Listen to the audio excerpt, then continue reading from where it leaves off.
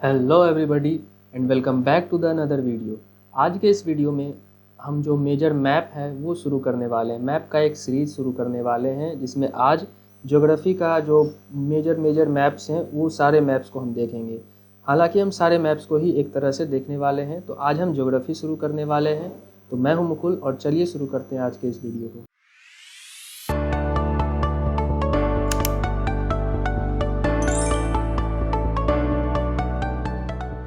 आइए सबसे पहले ये देख लेते हैं कि आज के इस वीडियो में हम क्या क्या देखने वाले हैं।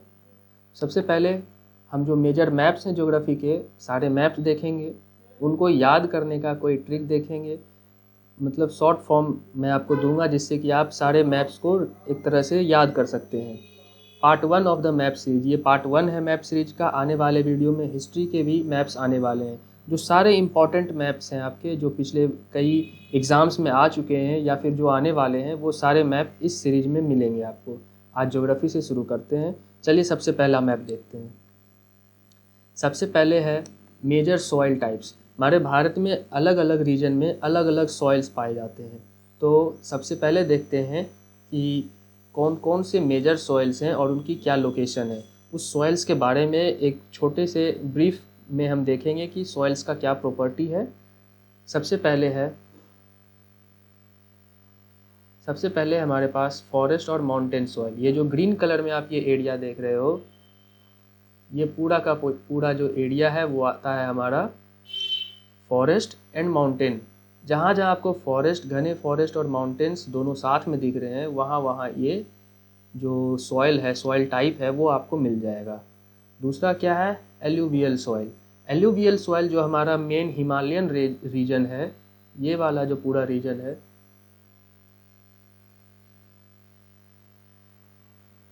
हमारा जो ये वाला रीजन है पूरा हिमालय वाला, उस रेंज में आपको पूरा ये मिल जाएगा। कौन सा? Alluvial soil.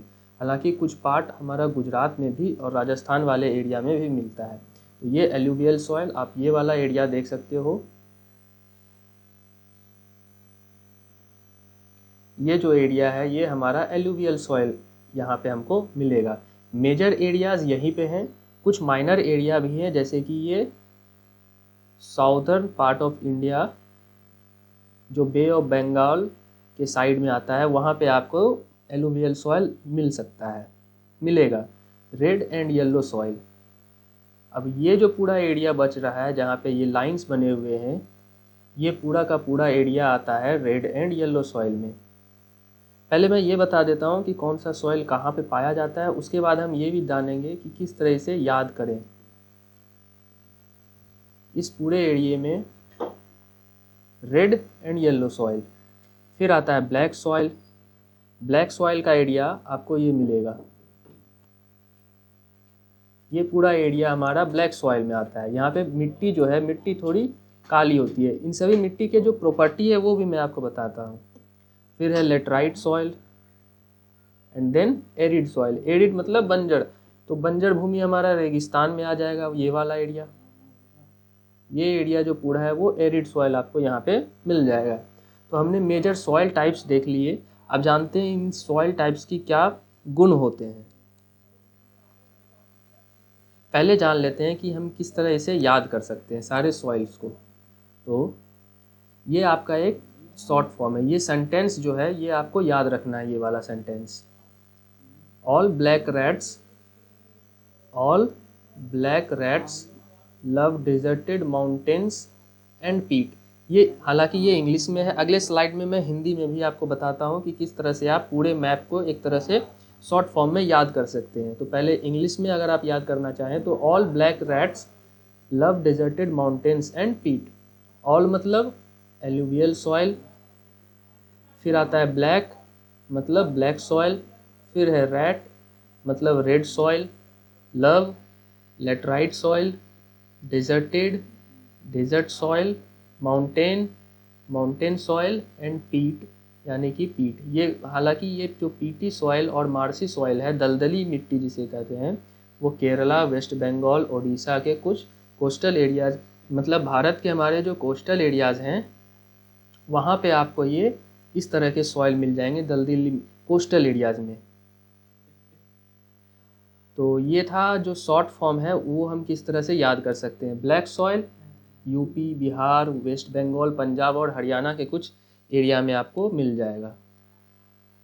हिंदी में अगर देखें तो हिंदी में आपको ये सेंटेंस याद रखना है, अरे काले रंग का लाल लड़का रेगिस्तान में पहाड़ चढ़कर दलदल में गिर गया। अरे काले रंग का लाल लड़का रेगिस्तान में पहाड़ चढ़कर दलदल में गिर गया। इस सेंटेंस से आप पूरा मैप एक बार रिवाइज कर सकते हो। अरे अ से आ गया हमारा एल्यूवियल यानी जलोढ़ मिट्टी, फिर काले से काली यानी रेगुर मिट्टी, फिर लाल से लाल मिट्टी, लड़का से लेटराइट मिट्टी, रेगिस्तान यानी मरुस्थलीय रेगिस्तानी मिट्टी, फिर पहाड़ पहाड़ हमारा पहाड़ी मिट्टी, फिर दलदल दलदली मिट्टी व पीट व मार्सी मिट्टी जो केरल, पश्चिम बंगाल और कुछ तटीय क्षेत्र में हमें मिलते हैं। अब ये मिट्टी किस तरह से हमें याद रखने हैं ये तो मैंने बता दिया। अब देखते हैं कि इनकी क्या गुण है।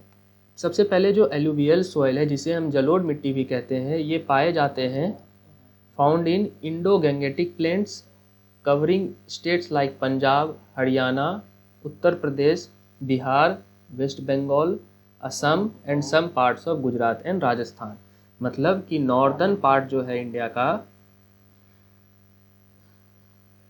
इस वाले एरिया में हमें ये मिट्टी मिलते हैं। ये गंगा का जो एरिया है और इधर ब्रह्मपुत्र का जो एरिया है उस एरिया में हमें ये वाला मिट्टी मिलेगा। कौन? Alluvial soil.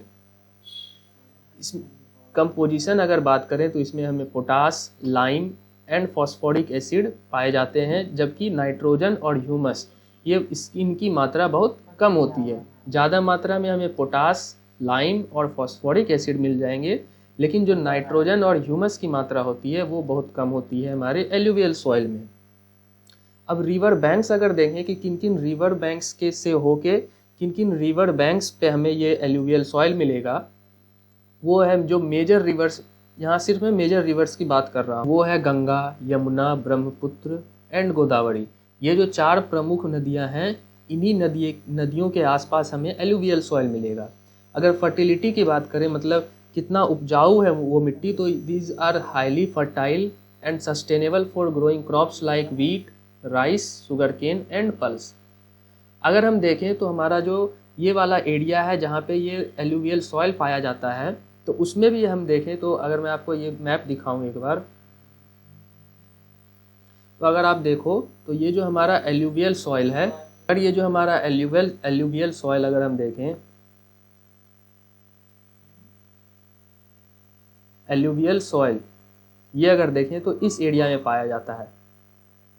और आपको ये भी पता होगा कि एलुवियल सॉइल में अभी मैंने आपको बताया कि क्या क्या जो क्रॉप्स हैं वो क्या क्या ग्रो होते हैं। तो शुगर केन मतलब गन्ने, राइस और वीट, ये 3 जो मेन है वो होता है। तो अगर हम ऐसे भी सोचें कि ये सारे हमें कहाँ पे ज़्यादातर मिलते हैं, तो इन्हीं ये जो एरिया है, इसी एरिया में हमें ये सारा का सारा जो क्रॉप्स है वो मिलता है। तो इससे भी आप याद रख सकते हो कि ये कहाँ कहाँ हमें मिलेगा।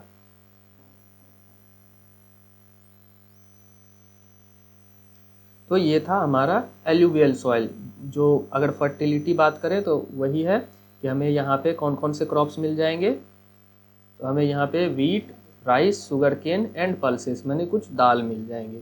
तो एलुवियल सॉइल शॉर्ट में यहीं पे ख़त्म होता है। आगे बढ़े अगर हम ब्लैक सॉइल पे, ब्लैक सॉइल यानी काली मिट्टी या रेगुर मिट्टी, लोकेशन की बात करें तो महाराष्ट्र, मध्य प्रदेश, गुजरात और आंध्र प्रदेश, साथ ही Tamil Nadu and parts of Karnataka. मतलब महाराष्ट्र, मध्य प्रदेश, गुजरात, आंध्र प्रदेश, तमिलनाडु और कुछ पार्ट ऑफ कर्नाटका में हमें ब्लैक सॉइल मिलते हैं। जो ब्लैक सॉइल की अगर देखें तो इसमें हमें कॉटन सॉइल, इसे हम कॉटन सॉइल भी कहते हैं। कॉटन सॉइल इसलिए क्योंकि इन्हीं मिट्टी पे कॉटन का जो कल्टीवेशन होता है, यानी कॉटन जो हम उगाते हैं वो काली मिट्टी हमें चाहिए कॉटन उगाने के लिए। क्यों? तो उसमें काली मिट्टी rich in clay, lime, iron, calcium, aluminium and magnesium but poor in phosphorus and nitrogen. तो कॉटन उगाने के लिए हमें जो जो चीज़ चाहिए किसी मिट्टी में, वो सारे के सारे चीज़ ब्लैक सॉइल में मौजूद है। और ब्लैक सॉइल कहाँ पाया जाता है? तो महाराष्ट्र, मध्य प्रदेश और गुजरात के कुछ एरिया में हमें ब्लैक सॉइल पाया जाता है। अगर रिवर बैंक्स की बात करें तो found in areas of the Deccan plateau near the river like Krishna and Godavari. ये दो प्रमुख नदी जो है इसी के आसपास हमें ब्लैक सॉइल देखने के लिए मिलता है। क्या उगाया जाता है ब्लैक सॉइल में? कॉटन। कंपोजिशन क्या होता है? Clay, lime, iron, calcium, aluminium, magnesium, but poor in phosphorus और नाइट्रोजन मतलब नाइट्रोजन और फॉस्फोरस बहुत कम मात्रा में पाए जाते हैं इसमें ब्लैक सॉइल में। तो ब्लैक सॉइल भी कंप्लीट हुआ। अब चलो आगे बढ़ते हैं। आगे है रेड सॉइल यानी लाल मिट्टी। अगेन अगर लोकेशन की बात करें, तमिलनाडु, कर्नाटका, आंध्र प्रदेश, उड़ीसा, छत्तीसगढ़ और झारखंड, इन सभी एरिया में हमें रेड सॉइल मिलते हैं। इनमें क्या उगाया जाता है? तो millets, pulses and oil seed यानी दाल, कुछ अनाज, मिलेट्स और ऑयल सीड हमें इस मिट्टी में उगाए जाते हैं। कंपोजिशन की बात करें तो rich in iron but poor in nitrogen, phosphorus and humus. River banks देखें तो found in non alluvial region. तो जहाँ जहाँ एल्यूवियल नहीं है, नॉन एल्यूवियल मतलब जहाँ एल्यूवियल होगा वहाँ रेड सॉइल हमें नहीं देखने मिलेगा। And not commonly found along major rivers. इनके आसपास कोई भी मेजर रिवर नहीं है। तो ये जो सॉइल आया हमारे अभी तक के लेक्चर में, पहला सॉइल आया रेड सॉइल, जो किसी भी मेजर नदी के आसपास देखने के लिए नहीं मिलता है। अब आगे बढ़ते हैं लेटराइट सॉइल यानी लेटराइट मिट्टी। लोकेशन की बात करें तो फिर से Kerala, Karnataka, Tamil Nadu, Maharashtra and north eastern states. North east के जो कुछ स्टेट्स हैं वहाँ पे हमें लेटराइट सॉइल मिलेंगे। इसके कंपोजिशन अगर देखें तो rich in iron, aluminium but poor in organic matter, nitrogen and phosphate. Iron और मैग्नीशियम इन मिट्टी में बहुत ज़्यादा मात्रा में होते हैं, रिच होते हैं, मतलब इनमें आयरन और एल्यूमिनियम आपको मिल जाएगा। लेकिन ऑर्गेनिक मैटर हमारा क्या होता है? तो ऑर्गेनिक मैटर होता है जो ऑर्गेनिक सब्सटेंस यानी जो पेड़ पौधे हैं, जो इंसान का वेस्ट है, जो एनिमल वेस्ट है, जितना भी लिविंग थिंग्स का जो वेस्ट अगर हम एक तरह से देखें तो इनमें उसकी मात्रा बहुत कम होती है ऑर्गेनिक मैटर की। ऑर्गेनिक मैटर इसमें समझ लो नहीं होते हैं, नाइट्रोजन भी नहीं होगा और फॉस्फेट भी नहीं होगा। किसमें? लेटराइट सॉइल में। अगर रिवर बैंक्स की बात करें तो not commonly found along major rivers, mostly in hilly and plateau region. अगर लेटराइट सॉइल और रेड सॉइल दोनों की बात करें तो रेड सॉइल भी हमारा किसी भी मेजर रिवर के आसपास नहीं पाया जाता है, और साथ ही जो लेटराइट सॉइल है ये भी हमारा किसी मेजर रिवर के आसपास नहीं पाया जाता है। अगर फर्टिलिटी की बात करें तो less fertile but sustainable for plantation crops like T, coffee, rubber and cashew nuts. Fertility नहीं होती है, लेस फर्टाइल बहुत कम उपजाऊ मिट्टी, उपजाऊ ज़्यादा नहीं होती है मिट्टी। लेकिन जो प्लांटेशन है किसके? तो टी यानी चाय, कॉफ़ी, रबर और कैश्यू नट माने काजू, इन चीज़ों के जो जो प्रोडक्शन होता है उसके लिए लेटराइट सॉइल बहुत बढ़िया है। तो इससे भी अगर हम याद करें कि टी और कॉफ़ी ये कहाँ उगाया जाता है, तो नॉर्थ ईस्ट के जो स्टेट्स हैं वहाँ हम चाय और कॉफ़ी उगाते हैं ज़्यादातर। तो इसीलिए लेटराइट सॉइल का अगर हमको अंदाज़ा लगाना पड़े कि लेटराइट सॉइल कहाँ पाया जाता होगा तो नॉर्थ ईस्ट में पाया जाता होगा। क्यों? क्योंकि इस मिट्टी में हम चाय और कॉफ़ी उगाते हैं, और चाय की खेती ज़्यादातर कहाँ होती है? तो नॉर्थ ईस्ट के स्टेट्स में होती है। नॉर्थ ईस्ट का स्टेट अगर आ गया तो वहाँ पे कोई मेजर नदी, कॉमनली अगर देखा जाए तो मेजर नदी वहाँ पे हमें नहीं मिलती है। इसलिए यहाँ से ये भी हम याद कर सकते हैं कि कॉमनली अलॉन्ग मेजर रिवर्स मतलब कोई मेजर रिवर्स नहीं होते हैं किसके आसपास? लेटराइट सॉइल के आसपास। अब चलो आगे बढ़ते हैं। डेजर्ट सॉइल माने मरुस्थलीय मिट्टी जो मरुस्थल में मिलती है। मरुस्थल कहाँ हो जाएगा? डेजर्ट कहाँ हो जाएगा? तो हमारा डेजर्ट कहाँ हो जाएगा? तो हरियाणा, पंजाब, गुजरात, राजस्थान के कुछ राजस्थान, गुजरात तो मेजर एरिया हो गया हमारा। हरियाणा, पंजाब का कुछ एरिया जो है हमारा डेजर्ट सॉइल में आता है, माने वहाँ की मिट्टी उपजाऊ नहीं होगी। देखो फर्टिलिटी में poor in fertility due to lower water retention. अब इसका वाटर रिटेंशन कम होता है, मतलब जो पानी को संजो के रखने का जो क्षमता होता है, वाटर होल्डिंग कैपेसिटी जो होती है डेजर्ट सॉइल की, वो बहुत कम होती है। But can be used in crops like barley, bajra, pulses with irrigation. लेकिन अगर हम इसमें पानी दें तो कुछ कुछ जो क्रॉप्स हैं जैसे बार्ली, बाजरा, पल्स यानी दाल, बाजरा, मकई, इन सब को हम उगा सकते हैं थोड़े पानी में। जिन जिन जिन फसलों में कम पानी लगता होगा उसको हम उगा सकते हैं कहाँ, डेजर्ट सॉइल में। हालांकि ये इसका फर्टिलिटी बहुत कम होती है। अगर रिवर बैंक्स की बात करें तो पहले भी देखो, पुअर वाटर होल्डिंग कैपेसिटी है, फर्टिलिटी बहुत कम है। मतलब जो रिवर है क्यों, क्योंकि हम यहाँ पे बार्ली, बाजरा, पल्स उगा रहे हैं, दाल उगा रहे हैं, तो रिवर तो होगी। लेकिन वो जो रिवर है वो सीजनल रिवर्स है, लाइक लूनी इन राजस्थान। फर्टिलिटी कम है, तो फर्टिलिटी है लेकिन कम है, तो क्या क्या क्रॉप्स उगा सकते हैं जिसमें कम से कम फर्टिलिटी यानी कम, और या फिर कम से कम पानी की ज़रूरत हो। तो इस और साथ ही अगर रिवर बैंक्स की बात करें किस नदी के आसपास आती है, तो लूनी नदी जो राजस्थान में है, जो सीजनल रिवर है, उसके आसपास हमें डेजर्ट सॉइल देखने के लिए मिल जाएगा। अगर कंपोजिशन की बात करें यानी इसमें क्या क्या मिक्सचर है, क्या किस तरह का इसका कंपोजिशन है, तो sandy in texture, poor in nitrogen and rich in soluble salts. अब छठा है माउंटेन सॉइल यानी पहाड़ी मिट्टी, found in Himalayan regions like Jammu and Kashmir, Himachal Pradesh, Uttarakhand, Arunachal Pradesh and Sikkim के कुछ एरिया में जो पहाड़ी क्षेत्र है। मैंने पहले ही आपको बताया कि जो पहाड़ी क्षेत्र है वहाँ ही हमें माउंटेन सॉइल देखने के लिए मिलेगा। अब कंपोजिशन अगर देखें तो रिच इन ह्यूमस। अब पहाड़ी एरिया है तो बहुत ज़्यादा वहाँ पे ह्यूमस होगा। ह्यूमस यानी अगर पहाड़ी एरिया है तो वहाँ पे पेड़ पौधे हमें देखने के लिए मिल जाएंगे, वहाँ पे हमें वहाँ के कुछ जीव होंगे, वहाँ पे पेड़ पौधे हैं तो पत्ते होंगे, वो भी देखने के लिए मिलेंगे। तो अगर ये सारे ऑर्गेनिक मैटर्स हैं तो हमारा ह्यूमस भी वहाँ पे मौजूद होगा। But varies in nutrients depending on the region. अब जैसा रीजन वैसा वहाँ पे न्यूट्रिएंट्स। अगर रिवर बैंक की बात करें तो found along mountain river valley but mostly on slopes. Slopes मैंने क्यों बोला, क्योंकि अगर देखो माउंटेन है, पहाड़ है, तो पहाड़ पे समतल भूमि तो होगी नहीं, स्लोप ही होंगे, तो स्लोप के आसपास जो रिवर होंगे उन वहीं पे हमें ये माउंटेन एरिया है, स्लोप है, तो वहाँ पे जो रिवर होगा उसके आसपास हमें ये माउंटेन सॉइल देखने के लिए मिल जाएगा। फर्टिलिटी की बात करें तो मॉडरेटली फर्टाइल क्यों है, क्योंकि स्लोप है। तो ये देखो, ये हमारा ये पहाड़ है, यहाँ से नदी बह रही है। अगर यहाँ से नदी आएगी तो ये क्या पानी यहाँ पे रुकेगा, पानी यहाँ पे नहीं रुकेगा। और साथ ही जो ऊपर का लेयर होता है, हम जानते हैं कि अगर मिट्टी है तो मिट्टी के ऊपर का एरिया जो होगा, ऊपर का लेयर होगा, वही फर्टाइल होगा। तो यहाँ पे अगर फर्टाइल भूमि है लेकिन पानी आ रही है तो पानी क्या करेगी, ये जो फर्टाइल मिट्टी है, उपजाऊ मिट्टी है, उसे अपने साथ लेके चली जाएगी। तो इसीलिए फर्टिलिटी तो बना रहेगा, लेकिन मॉडरेटली फर्टाइल मतलब average and sustainable for horticulture and plantation crops like Apple, T and spices. ये सारे चीज़ें उगाई जाती है कहाँ पे, माउंटेन मिट्टी पे। तो हमारा जो पहला पार्ट था, पहला एक यूनिट था, वो ख़त्म हो गया इसके साथ। अब आते हैं मेजर जो रिवर्स हैं और डैम्स हैं उस पर।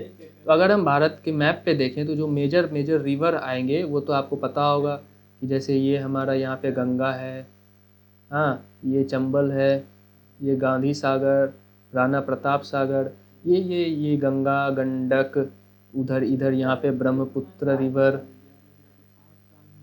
ये सारे जो हैं ये हमारे कुछ रिवर्स हैं। और ये जो आपको डॉट्स, ये जो ब्लैक कलर के डॉट्स दिख रहे हैं, ये हमारे डैम हैं। तो इनको याद करने का क्या तरीका हो सकता है, चलो वो देखते हैं आगे।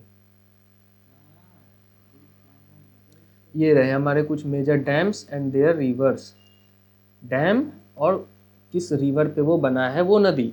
तो मैंने सिर्फ यहाँ पे वही डिस्कस किया है जो क्लास 10th बोर्ड में ज़्यादातर पूछा जा चुका है अभी तक जो मेजरली पूछा गया है वो यही कुछ डैम्स हैं और यही कुछ रिवर्स हैं।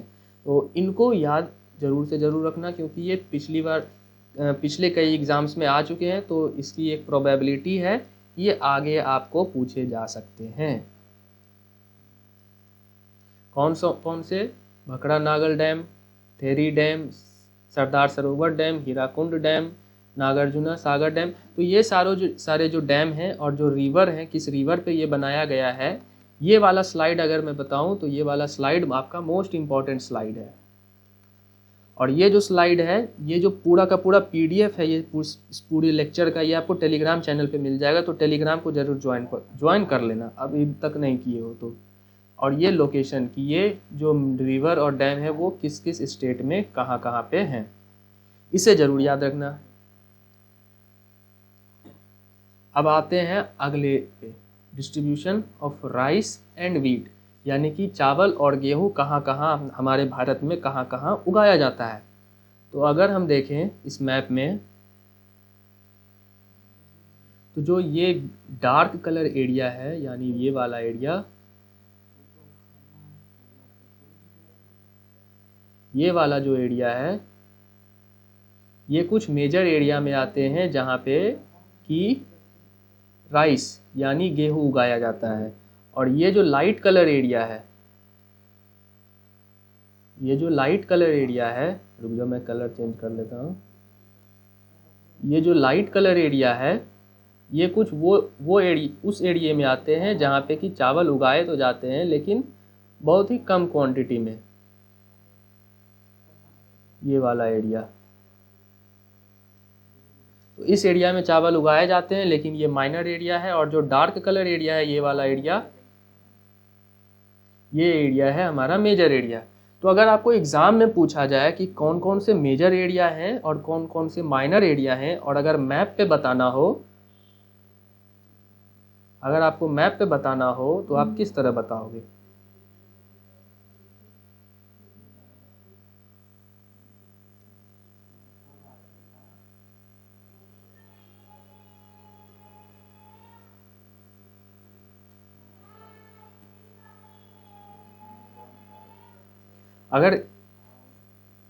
अगर इस मैप पे बताना हो कि जो मेजर एरिया है वो क्या है और माइनर एरिया क्या क्या है, तो आपको तो ये पता है कि इस एरिया में जो है, इसी एरिया में ये जो चावल है वो उगाया जा रहा है। लेकिन मेजर एरिया कौन कौन सा होगा? तो ये देखो, ये बे ऑफ बंगाल है आपका, इधर बे ऑफ बंगाल माने समंदर। तो इस साइड में जितना एरिया आप कलर कर सकते हो वो आप कर दो इस तरह से। ये जो एरिया है, ये वाला एरिया हमारा मेजर एरिया आता है। अगर आप इतना भी कर दो तो जो एग्जामिनर है आपको वो फुल मार्क्स देगा। आप अगर यहाँ से मान लो ये बॉर्डर है और आप यहाँ तक ले आए इसे, तो भी कुछ खास फर्क नहीं पड़ेगा, आपको फुल मार्क्स मिलेंगे। तो ये आपके कुछ मेजर एरिया है। और अगर माइनर एरिया की बात करें तो आप थोड़ा ऊपर आ जाओ, इधर राजस्थान वाले एरिया में आ जाओ और उसे इस तरह से बना दो। तो ये जो एरिया आपका बन जाएगा, ये बन जाएगा माइनर एरिया। ये वाला छोटा माइनर एरिया जहाँ पे चावल उगाया तो जाता है लेकिन बहुत ज़्यादा प्रोडक्शन उसका नहीं होता है, और इस एरिया में ज़्यादा प्रोडक्शन होता है। तो इस तरह से आप अगर मैप बनाते हो तो आपको फुल मार्क्स मिलेंगे। अब आगे बढ़ते हैं और चलो देखते हैं कि जो मेजर एरिया है कहाँ कहाँ गेहूं मेजर एरिया है। ये है major wheat producing areas in India. तो फिर से ये जो डार्क कलर में आपको कलर दिख रहा है इंडिया के मैप पे, ये मेजर एरिया में आता है। आपको पता होगा कि पंजाब में, जो पंजाब का एरिया है वहाँ पे गेहूँ बहुत ज़्यादा उगता है। तो यही देखो मेजर एरिया, यानी पंजाब का जो एरिया है और यूपी का जो एरिया है इस साइड का, मध्य प्रदेश का एरिया और साथ ही दिल्ली का कुछ एरिया, ये सारा जो एरिया है यहाँ पे गेहूं का प्रोडक्शन ज़्यादातर होता है। और अगर माइनर एरिया बताएं तो इसी में थोड़ा सा गुजरात ले लो, थोड़ा सा MP ले लो, मध्य प्रदेश ले लो और थोड़ा सा राजस्थान, साथ ही इधर भी आ जाओ, अगर थोड़ा सा बिहार ले लो और जो बचा हुआ यूपी का पार्ट है वो। तो ये आ जाते हैं अदर एरिया जहाँ पे गेहूँ उगता है लेकिन बहुत ज़्यादा मात्रा में नहीं उगता है। इस एरिया में क्या उगता है ज़्यादातर? तो इस एरिया में ज़्यादातर चावल की खेती होती है, गेहूं की खेती बहुत कम होती है। अगर यूपी को देखा जाए तो यूपी इकलौता स्टेट है जहाँ पे आपको मेजर और माइनर दोनों एरिया मिल जाएंगे। यूपी में आपको मेजर माइनर दोनों मिल जाएंगे। तो जो मेजर है वो पंजाब की साइड है और जो माइनर है वो इधर बिहार की साइड है। तो इस तरह से मैप को याद रखो, तो कभी नहीं भूलोगे और एग्ज़ाम में लिखोगे तो मार्क्स भी मिलेंगे। अब चलो आगे बढ़ते हैं। Major resources, energy resources in India. कौन कौन से एनर्जी रिसोर्सेस? तो iron ore field, iron ore mines, iron ore exporting port, manganese, bauxite and mica. तो ये जो मैप है, इस मैप को तो आपको याद रखना ही रखना है। कभी कभी पूछे जाते हैं जो मेजर एरिया है, मैं आपको सिर्फ वो बता देता हूँ। जैसे ये अजमेर और बेवार, ये क्या है यहाँ पे? माइका। ये उगाया, ये मतलब पाए जाते हैं, उगाया क्या जाएगा? ये पाया जाता है। ये गया। साथ ही अगर ये देखें कि बॉक्साइट कहाँ कहाँ है, तो ये देखो यहाँ पे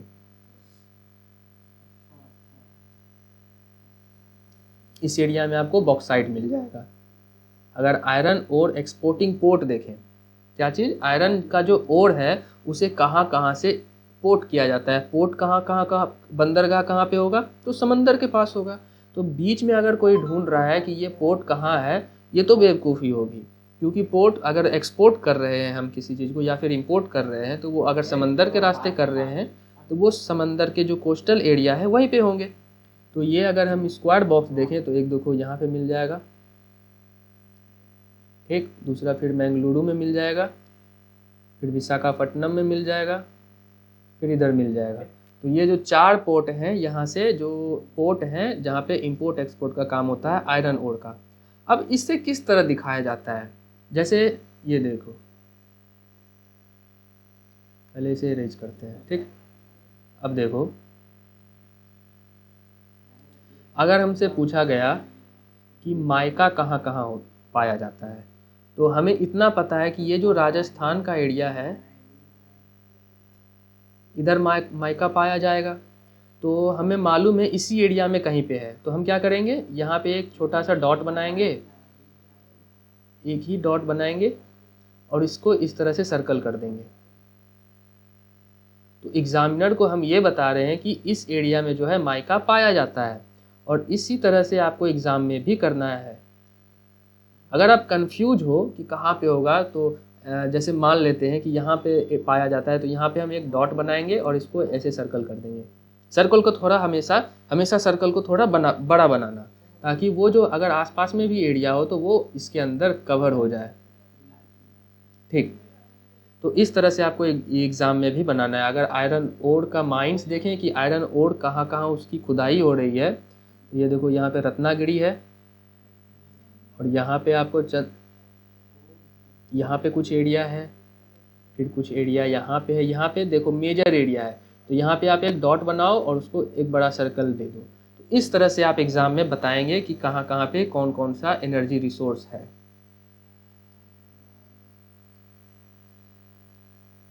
अब चलो देखते हैं कन्वेंशनल एनर्जी रिसोर्सेज। फिर से ये कोल फील्ड है, कोल माइंस है, ऑयल फील्ड है, नेचुरल गैस रिजर्व है, और HVJ पाइपलाइन है, गैस पाइपलाइन है। तो गैस पाइपलाइन आपको एक ही दिखेगा पूरे भारत के मैप में, तो इसे तो याद रखना और भी आसान है। जो यहाँ पोर्ट से शुरू होके इस तरह से दिल्ली तक पहुँच जाती है, दिल्ली के एरिया में आप इसे ला के स्टॉप कर दो, ठीक।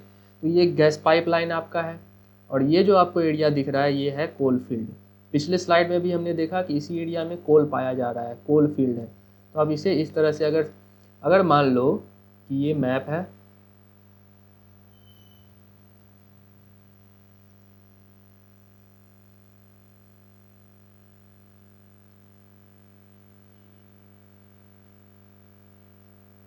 ठीक, और आपको पता है कि आपको पूछा गया है कोल फील्ड, मतलब कोयले का जो फील्ड है, कोयला कहाँ कहाँ पाया जा रहा है, तो आप किस तरह बताओगे? आपको मालूम है कि इस एरिया में है, इतना आपको मालूम चल गया अभी तक कि इस एरिया में है कोयला।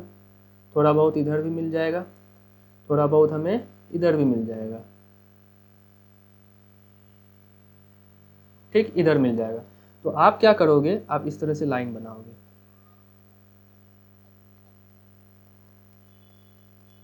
लाइन बनाओगे तो ये जो लाइन है अगर कहीं दूसरे जगह भी चला जाए तो आपका एग्ज़ाम में जो मार्क्स है वो मार्क्स नहीं कटेंगे। इस तरह से अगर बनाते हो तो आपको फुल मार्क्स मिलेंगे एग्ज़ाम में।